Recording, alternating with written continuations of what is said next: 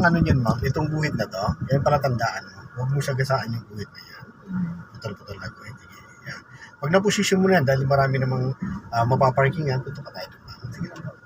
O, dito tayo. Saka tayo pipili pa lang, ano? Ngayon, pili na tayo. So, halimbawa, ito napili natin, pagitan nito. Stop ka muna. Itapat mo yung balikat mo sa kanya, no? Diyo sa guhit. Guhit nito, no? Tapat mo yung balikat mo. Yan po. Ano, yan ang step number 1. Tatandaan mo lagi, makuha ng step number 1. Step number 2, kakabig dito. Then, syempre, silip dito muna. Pag wala, saka ka mag-move. Punta dito, silip balik ka ulit doon, kailangan makita mo yung tinapatan mo ng balikat mo. Tandaan mo rin yung katabi niya sa sakyan ay yung pula. Okay, stop, kita mo na. Ayan, yung guhit na yan, di ba kita? Ayan, sige, kaunti pa. Yan, kita mo na. Ayan na yan, no? O, sagad mo nivela mo dyan. So, ang focus mo, kailangan yung guhit na yon, kailangan doon pumasok yung gulong mo sa likod. Ano pa? Sige, atras ka tayo. So, huwag mong pansinin yung mga sakyan dyan, ha? Para yung attention mo nandun lang. Yan. Napansin mo yung gulong mo ay lumalagpas sa guhit?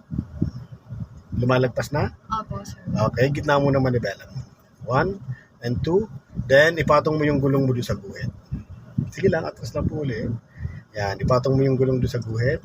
Ilagpas mo, sige, ilagpas mo. Kaya patong mo lang, pwede yan.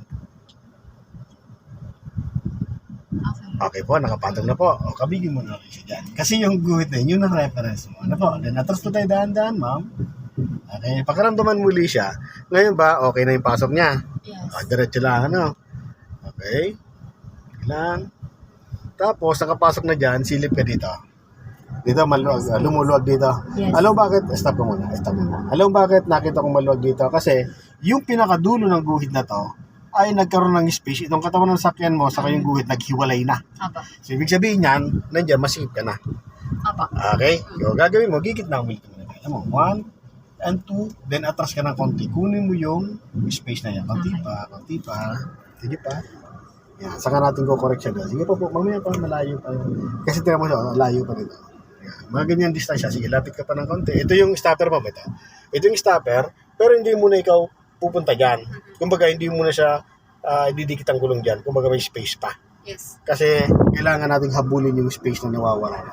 No? Atras ka pa ng konti, ma'am. Okay na, malapit ka na dyan. O, napansin mo, di ba, nakatabingi tayong pag ganon. O, di ba kanina, sabi ko siya, pag nakatabi tayong dito, saan ang manibela niyan? Dahil atras pa tayo, saan ang manibela mo dapat? Dapat dito. Ay, sorry. Dito. Yes pa. Dito. Ngayon, para tingnan mo to. Tingnan mo harapan na to. O, di ba? O, papalo na siya dito. Sige, atras. Hanggang sa pumantay lang itong space mo dito sa kanya. Ano? Okay, then atras. Okay, pantay na ba? Tingnan mo siya. Diyan sa guhit, pantay na rin. Opo. Okay, o gitna mo ng manibela mo. 1 and 2. Tapos tingnan mo yung distance mo sa pula, ang sakyan, saka dito. Same na. Medyo mas maluwag pa. Mas maluwag pero dito.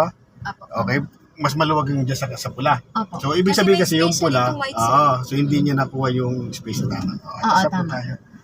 Okay na tayo yan. Hanggang stopper na. Okay, yan o. So, tama lang yung distansya natin. Yes. Ayan ang posisyon. Tama lang. Yan lang yung distance. Ayun.